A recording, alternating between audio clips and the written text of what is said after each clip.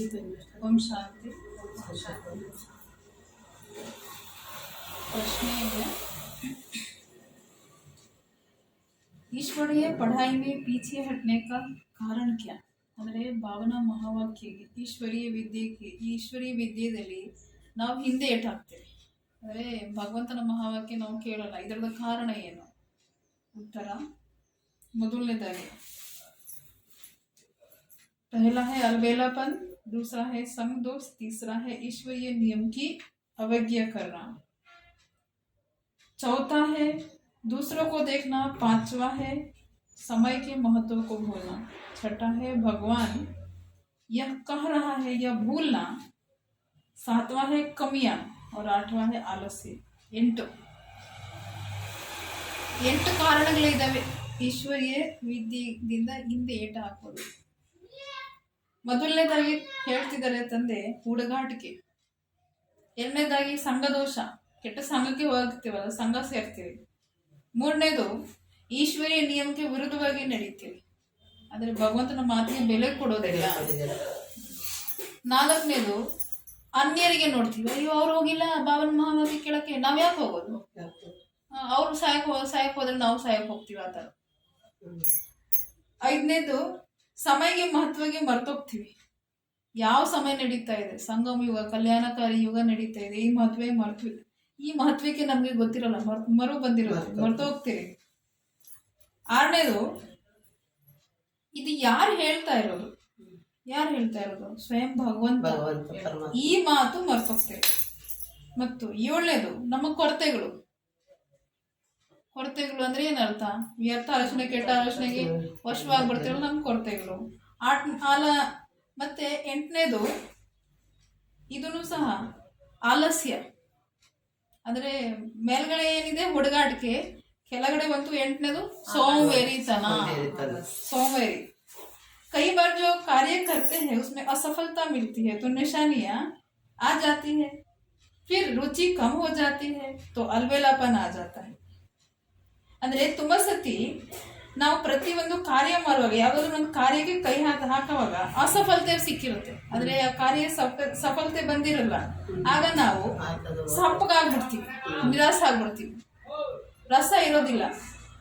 ಮತ್ತೆ ಅದರ ಬಗ್ಗೆ ನಮ್ಗೆ ರುಚಿ ಅಷ್ಟು ಬರೋದಿಲ್ಲ, ಕೊರತೆ ಆಗಿರುತ್ತೆ. ಮತ್ತೆ ಹುಡುಗಾಟಿಕೆನೂ ಬಂದ್ಬಿಟ್ಟಿರುತ್ತೆ. कोई व्यक्ति हमें फायदे की बात बताता है तो हम उसे सुनते नहीं, या सुनते हैं तो बुरा मानते हैं. अगर हमारी गलती हमें कोई बताएगा नहीं या हम उस पर ध्यान न देंगे तो उन्नति कैसे होगी? ಕೆಲವರು ನಮ್ಮ ಒಳ್ಳೆಯದಕ್ಕೆ ಏನನ್ನ ಮಾತಾಡ್ತಾರೆ, ಏನನ್ನ ದಾರಿ ತೋರಿಸ್ತಾರೆ, ಏನನ್ನ ತಿಳಿಸ್ತಾರೆ. ಆಗ ನಾವು ಕೇಳಲೇ ಇಲ್ಲ,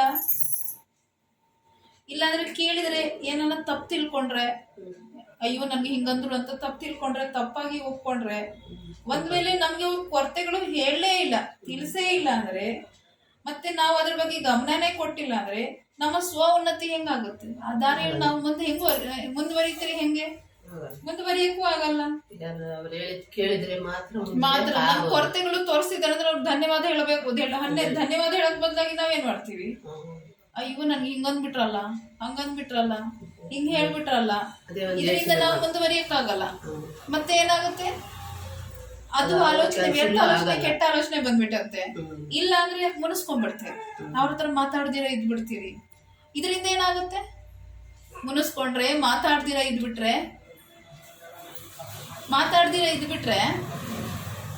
ಮತ್ತೇನಾಗುತ್ತೆ?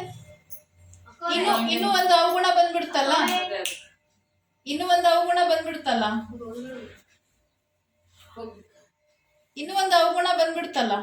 ಯಾಕೆಂದ್ರೆ ಬಾಬಾ ಮಹಾವಾಕ್ಯದಲ್ಲಿ ಒಂದ್ಸತಿ ಹೇಳಿದ್ರು, ನೀವು ಮಾತಾಡ್ದಿರ ಇದ್ರೆ, ಮುನಿಸ್ಕೊಂಡ್ಬಿಟ್ರೆ ಅದು ಸೂಪನೇಕೆ ಕೆಲಸಗಳು. ಸೂಪನೇಕೆ ಅಂದ್ರೆ ರಾವಣದ ಮೊಮ್ಮಕ್ಳು ಮಡಿ ಮಕ್ಳನ್ನ ತಿಳ್ಕೊಳ್ಳಿ, ರಾವಣ ತಂಗಿ ಕೆಲಸ ಅಲ್ವಾ ಅದು. ಸೂಪನೇಕೆ ಅದು ಮುನಿಸ್ಕೊಳ್ಳೋದು, ಮಾತಾಡೋದು, ಇದು ರಾವಣದೇ ತಾನೇ ಆಸ್ತಿ. ಅದರ ಉದಾಹರಣೆವಾಗಿ ನಾವು ಗಮನ ಕೊಟ್ಟಿಲ್ಲ, ಮಾತಾಡದೇ ಇದ್ದೀರಿ, ಇಲ್ಲ ಅಂದ್ರೆ ನಾವು ಅದ್ರ ಬಗ್ಗೆ ಅದ್ರ ವಿರುದ್ಧವಾಗಿ ತಿಳ್ಕೊಂಡಿದ್ದೀವಿ, ತಪ್ಪು ತಿಳ್ಕೊಂಡಿದ್ದೀವಿ ಅಂದ್ರೆ ನಮ್ ಮುಂದುವರಿಯೋದು ಹೇಗೆ? ನಾವು ನಮ್ಮ ಸ್ವಪುರುಷಾರ್ಥದಲ್ಲಿ ಮುಂದೆ ಹೋಗೋದು ಹೇಗೆ? छोटे बड़ों से बड़े छोटों से आपस में किसी बात पर नाराज हो जाते हैं, चाहे किसी की गलती भी हो, लेकिन उसे मन में रखना ठीक नहीं है। कई बार बात जायज भी हो तो उसे हम मन में ज्यादा देर ना रखें, अन्यथा अपने अपने ही बेगाने लगेंगे। यह ऐसे ही होता है जैसे पौधे को पानी ना मिले तो वो सूखना शुरू हो जाता है। ಹೇಳ್ತಿರೋದು ಹೇಗ್ ರೀತಿ ಚಿಕ್ಕೋರು ದೊಡ್ಡೋರ ಹತ್ರ, ದೊಡ್ಡವರು ಚಿಕ್ಕೋರ ಹತ್ರ ಪರಸ್ಪರ ಯಾವುದೇ ಮಾತಿಗೆ ಮುನಿಸ್ಕೊಂಡ್ಬಿಡ್ತಾರೆ. ಅದು ಯಾವ್ದಾದ್ರು ಒಂದು ಕೊರತೆದಿಂದ ಏನಾರ ತಪ್ಪಾಗಿರ್ಬೋದು, ಆದ್ರೂ ಮನಸ್ಸಲ್ಲಿ ಆ ಮಾತಿಗೆ ಇಟ್ಕೊಳ್ಳೋದು, ಆ ಕೊರತೆಗೆ ಇಟ್ಕೊಳ್ಳೋದು ಸರಿ ಅಲ್ಲ. ಕೆಲವು ಸತಿ ಆ ಮಾತು ಸರಿಯಾಗೇ ಇರುತ್ತೆ, ಒಳ್ಳೆ ಮಾತನ್ನೇ ಮಾತಾಡಿರ್ತಾರೆ, ನಮ್ಗೆ ಬುದ್ಧಿವಾದನೆ ಹೇಳಿರ್ತಾರೆ, ಆದ್ರೂ ನಾವು ಅದು ಏನ್ ಮಾಡ್ತೀವಿ, ಅದನ್ನ ಮನಸ್ಸಿಗೆ ಇಟ್ಕೊಂತೀವಿ. ಅದ್ರ ಬಗ್ಗೆ ಪರಮಾತ್ಮ ಏನ್ ಹೇಳ್ತಿದ್ದಾರೆ, ಅದು ಮನಸ್ಸಿಗೆ ಇಟ್ಕೊಳ್ದಿರಾ ಇದ್ರೆ ಒಳ್ಳೇದೆ, ಅನ್ಯಥಾ ಏನಾಗುತ್ತೆ, ಇದ್ರಿಗೆ ಪರಿಣಾಮ ಏನಾಗುತ್ತೆ, ನಮ್ಮವರೇನೆ ಬೇರೆಯವರಾಗ್ಬಿಡುತ್ತೆ. ಅಂದ್ರೆ ನಮ್ಮವರಿಂದ ನಾವು ದೂರ ಆಗ್ಬಿಡ್ತೀವಿ,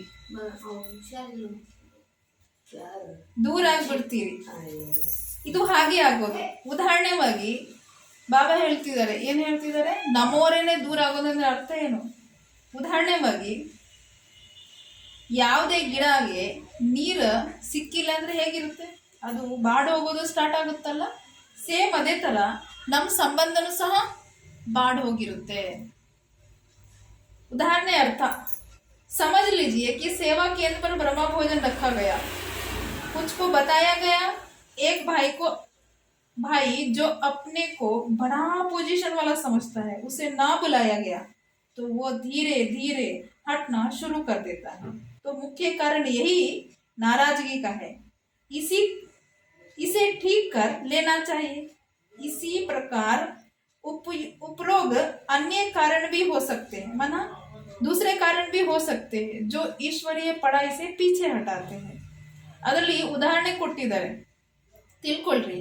ಸೇವಾ ಕೇಂದ್ರದಲ್ಲಿ ಬ್ರಹ್ಮ ಭೋಜನ ಇಟ್ಟಿರೋದು, ಅದರಲ್ಲಿ ಎಲ್ಲರೂ ಕರೆದಿದ್ದೀರಿ, ಯಾರಾದರೂ ಒಬ್ರು ಅಣ್ಣವ್ರಿಗೆ ಕರೆದಿಲ್ಲ, ಅವರು ತನಗೆ ತಾನೇ ಬಹಳ ದೊಡ್ಡ ಪೊಸಿಷನ್, ಅವರು ನನಗೆ ಸಪ್ರೇಟ್ ಯಾಕೆ ಕರೆದಿಲ್ಲ ಅಂತ ಹೇಳಿ ಮನೋಭಾವನೆ ಇಟ್ಕೊಂಡಿರೋರು, ದೊಡ್ಡ ಪೊಸಿಷನ್ ಅವರು ತಿಳ್ಕೊಂಡಿದ್ದಾರೆ, ಅಭಿಮಾನಕ್ಕೆ ವಶವಾಗಿ ಅವರಿಗೆ ಕರೆದಿಲ್ಲ. ನಿಧಾನ ಏನ್ ಮಾಡ್ತಾರೆ, ಅವರು ಕ್ಲಾಸ್ಗೆ ಬರ್ದಿರ ಆಗಕ್ಕೆ ಸ್ಟಾರ್ಟ್ ಆಗ್ಬಿಡ್ತಾರೆ. ಅಯ್ಯೋ ನನ್ ಕರೆದಿಲ್ಲಲ್ಲ, ನನ್ಗೆ ಬೆಲೆ ಕೊಟ್ಟಿಲ್ಲಲ್ಲ ಅಂತ ಹೇಳಿ ನಿಧಾನ ಅವರು ಮುಂಚೆ ಹೇಗೆ ರೀತಿ ಬಾಬನ ಮನೆಗೆ ದಿನ ಬರೋದು ಬಿಟ್ಟು ಬಿಡ್ತಾರೆ, ಇಲ್ಲಾಂದ್ರೆ ಬರ್ದಿರ ಆಗ್ಬಿಡ್ತಾರೆ. ಸ್ವಲ್ಪ ದಿನ ಬಿಟ್ಟು ದಿನ ಬರೋಕೆ, ಆಮೇಲೆ ಇದ್ದಕ್ಕಿದ್ದಂಗೆ ಸ್ಟಾಪ್ ಆಗ್ಬಿಡ್ತಾರೆ. ಇದರ ಮುಖ್ಯ ಕಾರಣ ಏನಿದೆ? ಇಲ್ಲ, ವ್ಯರ್ಥ ಆಲೋಚನೆ, ಬೇಸರ, ಅಯ್ಯೋ ನನ್ ಕರ್ದಿಲ್ಲಲ್ಲ ಅಂತ ಅದನ್ನ ಸರಿ ಮಾಡ್ಕೋಬೇಕು. ಯಾಕೆಂದ್ರೆ ಬೇಸರ ಪಡೋದು ಅಂದ್ರೆ ಅರ್ಥ ಏನು, ಬೇಜಾರು ಪಡೋದು ಅಂದ್ರೆ ಅರ್ಥ ಏನು? ಇದು ಮಾಯ ಒಂದು ಅಂಶ ತಾನೆ. ಅದನ್ನ ಅದೇ ಸರಿ ಮಾಡಬೇಕು.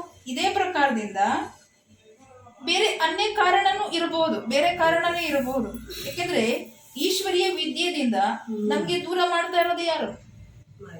ಮಾಯೆ.